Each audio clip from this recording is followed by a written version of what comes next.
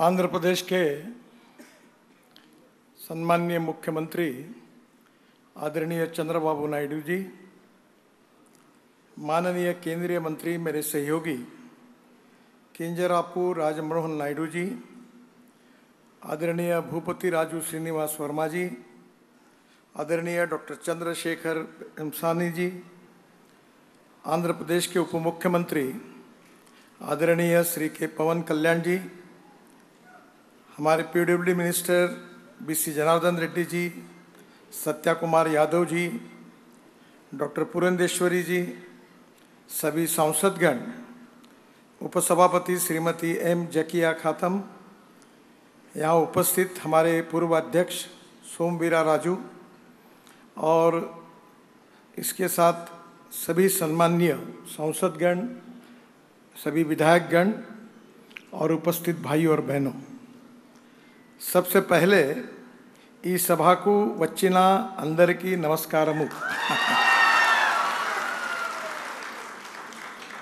मैं आप सबको बहुत बहुत बधाई देता हूँ।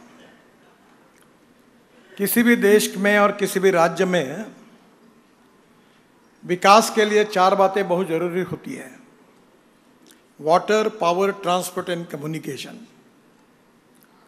बहुत पहले मैं जब 95-2000 में महाराष्ट्र में मंत्री था तो जॉन एफ कैनेडी जी की एक बात मैंने अपने ऑफिस में लिख कर रखी थी। जॉन एफ कैनेडी जी ने कहा था कि American roads are not good because America is rich, but America is rich because American roads are good. Road से प्रॉस्पेरिटी आती है और स्वाभाविक रूप से मुझे बहुत खुशी है कि आदरणीय चंद्रबाबू नायडू जी के नेतृत्व में, उप मुख्यमंत्री आदरणीय पवन कल्याण जी के नेतृत्व में आंध्र प्रदेश प्रगति और विकास की ओर बहुत आगे जा रहा है।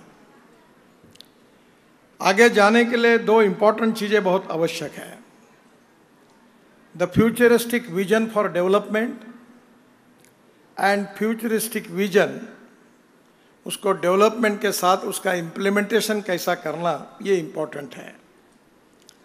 मुझे बहुत खुशी है कि चंद्रबाबू जी ने अपने मुख्यमंत्री पद के कार्यकाल में देश को ये दिखा दिया है कि विजन क्या होती है। एक फिलोसोफर ने सही कहा है कि you can donate eye but you can not donate vision. और the lack of vision is the most important problem in our country.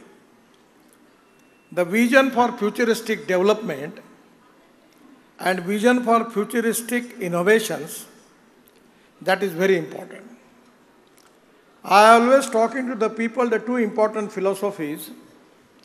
One is conversion of knowledge into wealth. The innovations, entrepreneurship, science, technology, research, skilled and successful practices, we name it as knowledge, and conversion of knowledge into wealth is the future. The other important philosophy is no person and no material is waste. It is depending upon the appropriate technology and appropriate vision of the leadership that you can convert waste into wealth. I am really appreciating the approach and the vision of Chandrababu ji.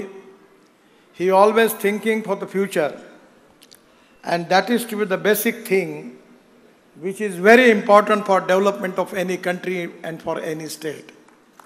और इसलिए मैं उनके इस development की vision को बहुत बहुत आदर से उसको मैं उनका सम्मान करना चाहता हूँ। He is an inspiration and motivation and role model for all the people who are doing new things, innovative things and using the new technology which are going to change the future of our country. और इसलिए मुझे बहुत खुशी है कि आज आंध्र प्रदेश में मैं आया हूँ और ये विश्वास के साथ आपको बताना चाहता हूँ कि आंध्र प्रदेश की प्रगति होगी, विकास होगा, इसमें कोई दुमत नहीं है। क्योंकि आंध्र प्रदेश की सबसे बड़ी स्ट्रेंथ अगर कोई है तो शिपिंग है।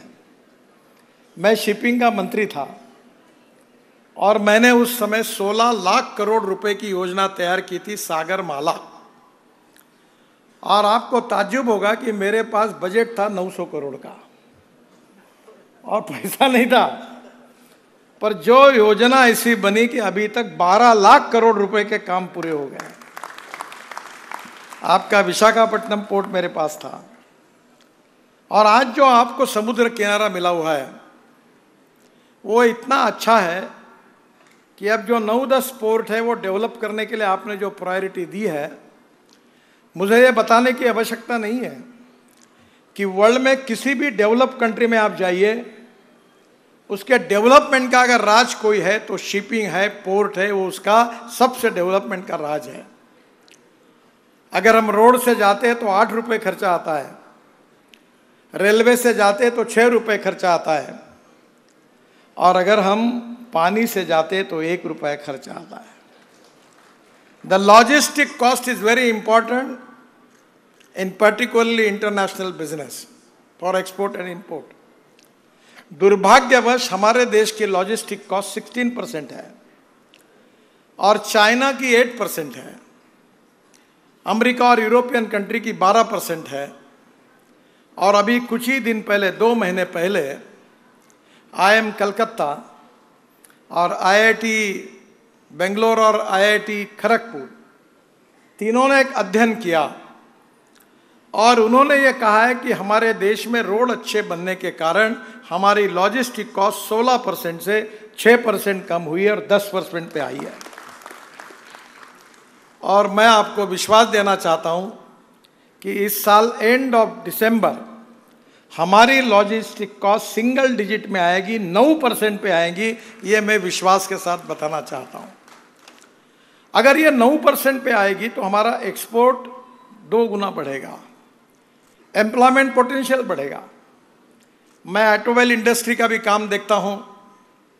जब हमारे देश में मैं जब 2014 में मंत्री बना तो हमारे इंडस्ट्रीज का साइज 12 लाख करोड़ था, और अभी हम 7वें नंबर पे थे।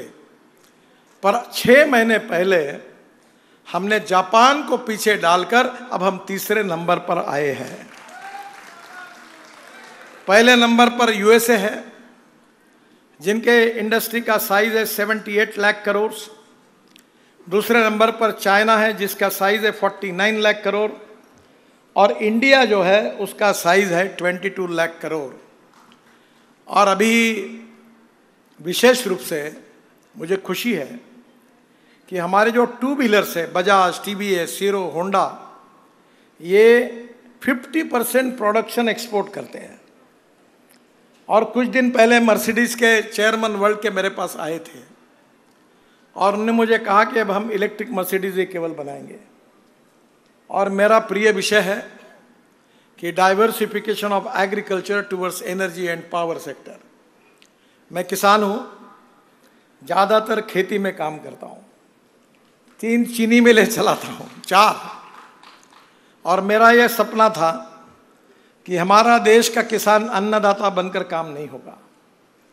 और मुझे खुशी है कि आदरणीय मोदी जी के नेतृत्व में अब हमारा किसान केवल अन्नदाता नहीं है, हमारा किसान ऊर्जादाता बना है, बिजली तैयार कर रहा है। इतना ही नहीं तो हमारा किसान केवल ऊर्जादाता नहीं, अब ईंधन दाता बना है। मैं चंद्रा बाबू जी को प्रार्थना करूंगा कि इथेनॉल, आप जब अटल जी की सरकार थी, राम नाईक पेट्रोलियम मंत्री थे, तो 2004 में हम लोग ब्राज़ील गए थे और वहाँ से हम इथेनॉल लेके आए, और 2004 से मैं इथेनॉल का एम्बेसडर बना हूँ। और ये बात इम्पॉर्टेंट है कि आउट ऑफ बॉक्स जब कोई बात करता है तो कोई लोग विश्वास ही नहीं रखते। इट टेक्स सम टाइम, पर आज देश में 1 लाख करोड़ रुपए की बचत इथेनॉल के कारण हुई। मक्के से इथेनॉल बन रहा है, ब्रोकन राइस से इथेनॉल बन रहा है, शुगर केन जूस से बन रहा है, मोलाइसिस से बन रहा है, ये राइस स्ट्रॉ जो है परली, इससे भी बन रहा है, और बाम्बू से भी बन रहा है। और मैं अभी हमारे एविएशन मिनिस्टर को कह रहा था कि वो दिन अब दूर नहीं है कि देश के हवाई जहाज किसानों ने तैयार किए हुए हवाई ईंधन पर चलेंगे। आप मेरे ऊपर विश्वास रखिए, मैं झूठ बोलने वालों का नेता नहीं हूँ। मैं जो बोलता हूँ वो डंके की चोट पर पूरा करके दिखाता हूँ। You believe me. और हमारे मंत्री जी निश्चित रूप से आने वाले समय में इथेनॉल से अभी हम आइसोब्यूटेनॉल बना रहे हैं। अब आइसोब्यूटेनॉल जो है वो डीजल में 10% डालने का टेस्टिंग शुरू हुआ है और इथेनॉल से एविएशन फ्यूल भी बन रही है। और मेरे यहाँ भी अगले सप्ताह में मीटिंग है कि एग्रीकल्चर इक्विपमेंट, ट्रैक्टर्स वाले, हार्वेस्टर वाले और उसके साथ कंस्ट्रक्शन इक्विपमेंट वालों को मैंने बुलाया है और मैंने उनको कहा नो डीजल, आप इलेक्ट्रिक पर जाइए, आप इथेनॉल पर जाइए, आप कुछ भी करना है तो आप आइसोब्यूटेनॉल पे जाइए और हाइड्रोजन पर जाइए। Ethanol, methanol, biodiesel, bio LNG, CNG, electric. और जब मैं इलेक्ट्रिक कार की बात कर रहा था और as a transport minister electric car को जब लॉन्च किया था तो पत्रकार मित्र मुझे पूछते थे कि इलेक्ट्रिक गाड़ी अगर रास्ते में बंद पड़ेगी तो धक्का मारने के लिए आप आओगे क्या? अब कोई नहीं पूछता। अब इलेक्ट्रिक ट्रक आ रही, इलेक्ट्रिक बसेस आ रही है। जब मैंने इलेक्ट्रिक कार और ट्रक शुरू हुई थी, बसेस शुरू हुई थी, तब लिथियम आयन बैटरी की कीमत जो पर किलोवाट पर आवर $150 थी और आज लिथियम आयन बैटरी की कीमत $55 पर किलोवाट पर आवर आई है। और बैटरी केमिस्ट्री में भी बदल हो चुका है। सोडियम आयन, लिथियम आयन के साथ साथ sodium ion, zinc ion, aluminium ion, new chemistry develop हो रही है और ऑटोमोबाइल इंडस्ट्री तो आगे से बढ़ रही है। चंद्रबाबू जी, मेरा मिशन है कि 5 साल के अंदर हिंदुस्तान को वर्ल्ड की नंबर 1 की ऑटोमोबाइल इंडस्ट्री बनाना है। This is the industry which is up till now creates 4,50,00,000 jobs. This is the industry as a part of GST. Maximum revenue to the state and central government. This industry is now, it is to be given to the GST as a revenue to the state and central government. और ये this is industry है जो आत्मनिर्भर भारत जो प्रधानमंत्री का सपना है उसमें सबसे ज़्यादा एक्सपोर्ट इस इंडस्ट्री का है और आंध्र प्रदेश में इसका विकास हो रहा है और आने वाला वो दिन दूर नहीं है। हम जिस प्रकार से अल्टरनेटिव फ्यूल और बायोफ्यूल में काम कर रहे हैं, अब G20 में हमने हमारा कोलैबोरेशन और बढ़ा है।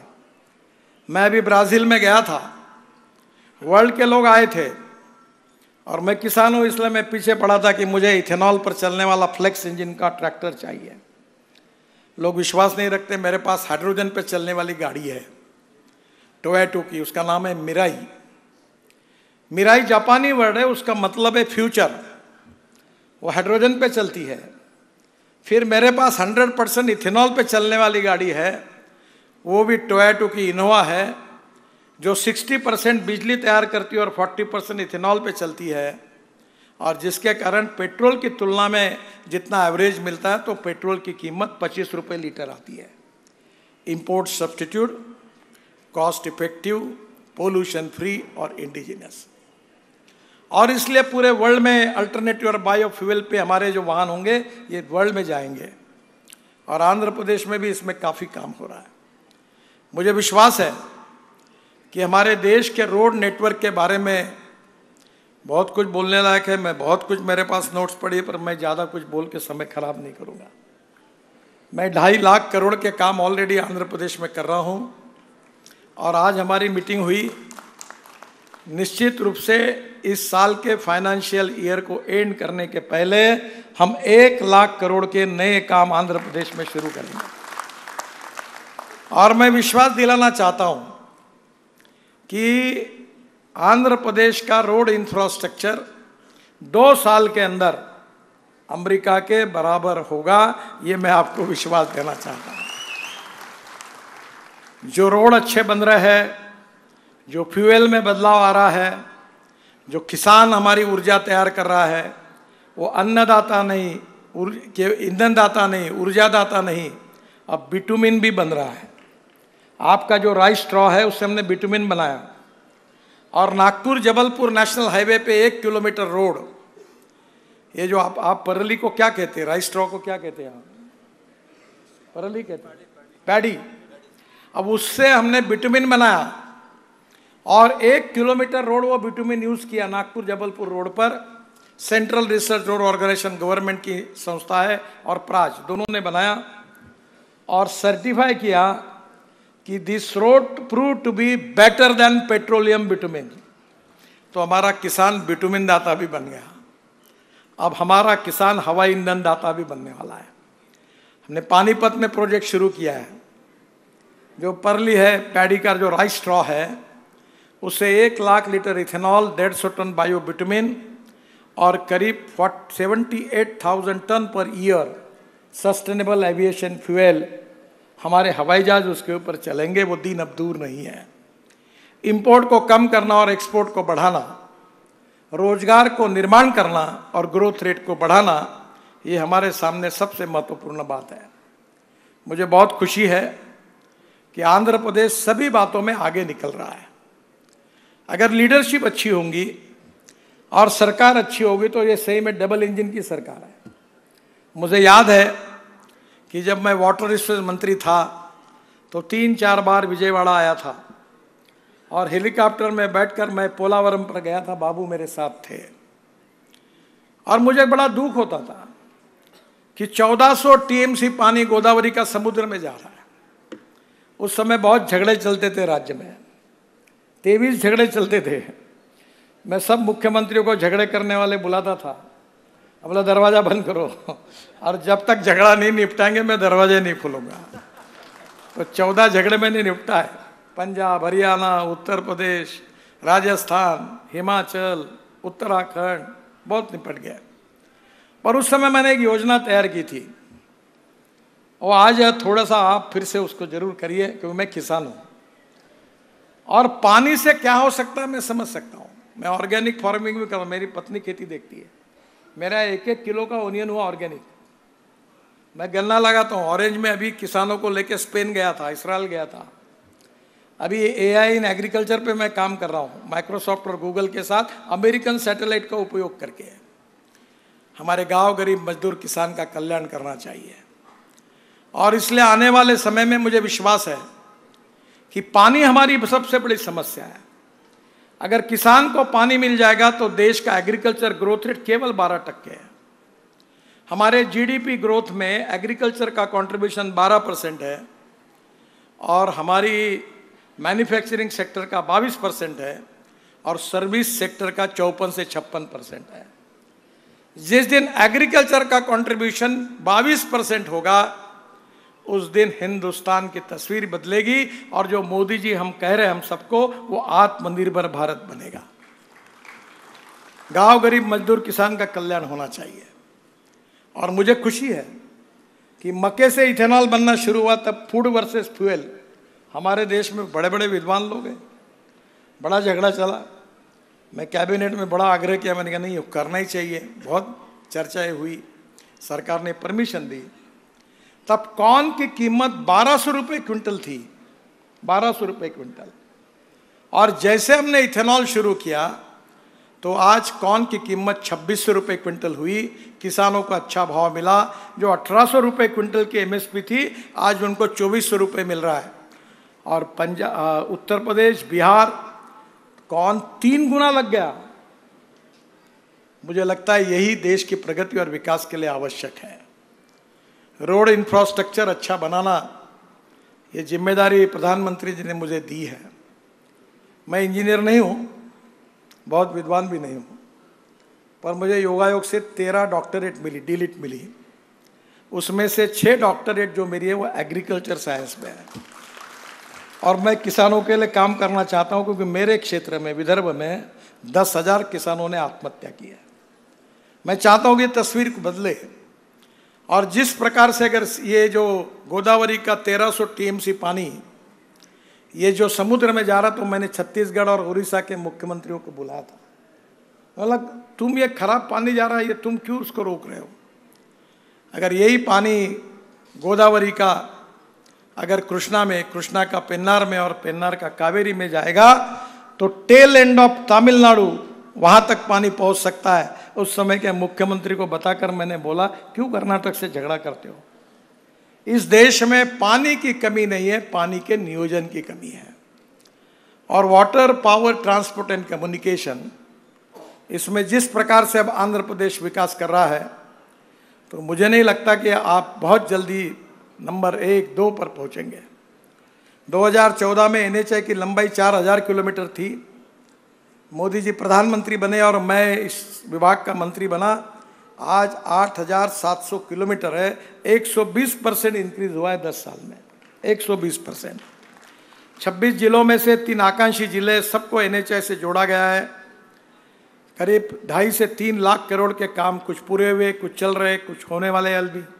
और जैसा मैंने कहा कि और 1.5 से 2 लाख करोड़ के काम पाइपलाइन में है। और निश्चित रूप से इस साल के एंड के पहले, फाइनेंशियल ईयर के पहले 1 लाख करोड़ के काम हम शुरू करेंगे। बहुत लंबी लिस्ट मेरे पास है, उसमें अपना समय नहीं गवाऊंगा। मैं वेबसाइट पर दे दूंगा या सत्या के पास दे दूंगा, हमारे साथी है, या आप वेबसाइट पर डाल दीजिए। मैं जो भी एमपी आपके आते हैं तो मैं उनको कभी कहता हूं कि भाई तुम चिंता मत करो, एनएच का काम बताओ मैं कर दूंगा, क्योंकि मैं ये चाहता हूं कि लोगों की अपेक्षा यही है। एक ही चीज़ आखिरी में मैं आदरणीय मुख्यमंत्री जी और उप मुख्यमंत्री जी को अनुरोध करूंगा। सर, हमारे देश में हर साल 5 लाख एक्सीडेंट होते हैं, 1.5 लाख मौतें होती है, 3% जीडीपी का नुकसान होता है, और मरने वालों में 18 से 34 एज ग्रुप के 66% लोग हैं। इन लोगों की जान बचाने की मैं कोशिश कर रहा हूँ 11 साल में, पर मुझे जैसी चाहिए वैसी सफलता नहीं मिली। अभी आपने शंकर महादेवन का गीत सुना, ये हमारा एंथम है रोड सेफ्टी का, 22 भाषा में आया है। अमिताभ बच्चन और मैंने मिलकर हमने बहुत प्रोग्राम भी किए लोगों को जागरूक करने के लिए। अब हमारे रोड में भी हम लोग जो ब्लैक स्पॉट्स है उसको इम्प्रूव कर रहे हैं।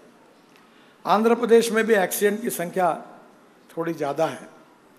हमने 100 हाईवे का ऑडिट किया है और उसके कारण ढूंढे हैं, और हर जगह कारण ढूंढने के बाद हमारे ध्यान में आया कि क्या करने से इसमें सुधार हो सकता है।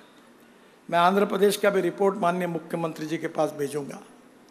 मेरा आग्रह है कि आंध्र प्रदेश भी रोड एक्सीडेंट में काफ़ी आगे है, और इसलिए आने वाले समय में आदरणीय मुख्यमंत्री जी और उप मुख्यमंत्री जी और आंध्र प्रदेश की सरकार और मंत्रीगण हर जिले में इस एक्सीडेंट्स को कम करने के लिए जरूर योजना बनाए, काम करें, तो निश्चित रूप से हम लोगों की जान बचाने में सफल होंगे। फिर से एक बार आज के इस कार्यक्रम के निमित्त मैं आप सबको बहुत बहुत बधाई देता हूं, और लंबी लिस्ट है जो मैं अनेक कार्यक्रमों को, अनेक रोड प्रोजेक्ट को आज मंजूर करके जा रहा हूं। वो सब प्रोजेक्ट जल्द से जल्द उसके काम शुरू होंगे, ऐसी मैं कोशिश करूंगा, ऐसा विश्वास देता हूं। फिर से एक बार आदरणीय मुख्यमंत्री और उप मुख्यमंत्री जी को और पीडब्ल्यू मिनिस्टर को उनके सहयोग के लिए बहुत बहुत धन्यवाद देता हूं। नमस्कार। भारत माता की जय।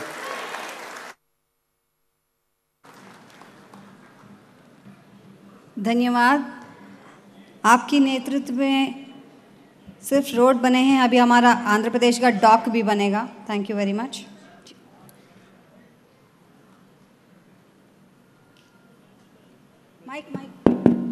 मैं एक बात बताने के लिए भूल गया।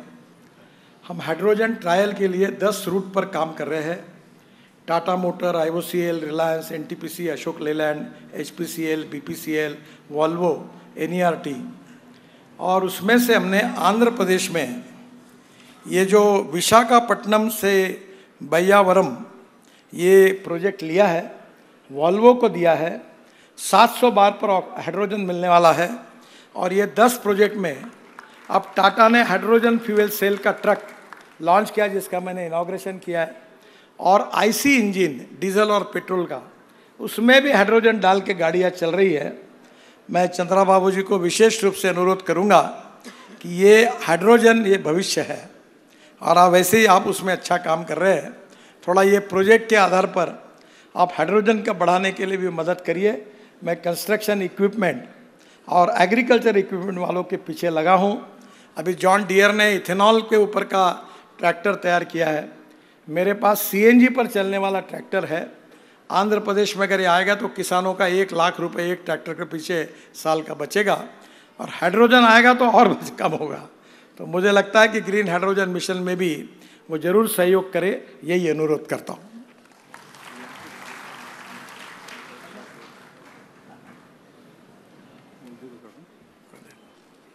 सीएम साहब ने कहा कि नए जो काम करने वाले उसकी आप अनाउंसमेंट कर दो, तो मैं वो अनाउंसमेंट कर रहा हूँ। एक तो पहला जो है, मैं आज जो है वो 6 लेनिंग विजयवाड़ा से मछलीपट्टनम 2600 करोड़, इसका तुरंत काम शुरू होगा। मछलीपट्टनम शहर का ट्रैफिक के जाम से निश्चित रूप से राहत मिलेगी। दूसरा, विनुकोंडा से गुंटूर 2 लेन है एग्जिस्टिंग, अब इसको हम बड़ा कर रहे हैं 2605 करोड़ का, ये भी मंजूर कर रहा है। इससे विनुकोंडा से गुंटूर का 2 घंटे से घटकर 1.5 घंटा रह जाएगा। अच्छा, कोटपकोंडा के शिव मंदिर और कोंडवा किले तक आसान पहुंच जाएंगे। 4 lane of Guntur नाराकुडूर 2000 crore 47 kilometre, इस साल इसका काम शुरू हो जाएगा। इसके साथ साथ अक्कीविट्टू से दिगमरू, ये काम 45 किलोमीटर का है, 2500 करोड़ का ग्रीनफील्ड प्रोजेक्ट है, नया रोड बना रहे, इसी साल इसका काम शुरू हो जाएगा। ये हमारे वर्मा जी का आग्रह था, उन्होंने मुझे दिया था।